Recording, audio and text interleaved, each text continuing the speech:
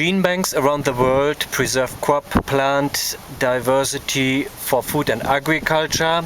So it's mostly crops, cultivated species, but sometimes the wild progenitors or crop wild relatives are also important.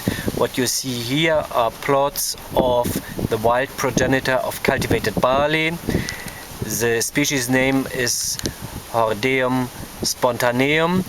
These plants have spikes that fall apart and the seeds are spread around, so they shatter spontaneously, very typical for crop wild relatives. Therefore we have to put bags on the spikes in order to collect the seeds before they are fallen onto the ground. So the first rows here are the wild progenitor of cultivated barley.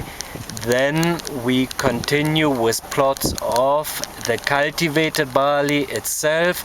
The first 8 rows here are a Czech cultivar, a standard, a modern cultivar of barley. And then we continue with single row plots of gene bank accessions. You can see even on a distance some diversity. You see some barleys have dark spikes with dark grains, others have yellow or whitish spikes. You see also differences in plant heights.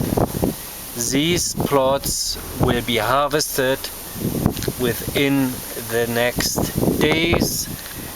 Gene bank accessions are heterogeneous, some are late in maturity.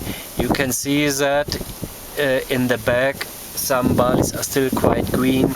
Those we have to leave a little bit longer, but the majority of these plots is ready to harvest. The harvest equipment is already out, and we have to pay particular attention not to mix any seeds when harvesting from different plots, so that the purity of the material harvested from these plots is guaranteed.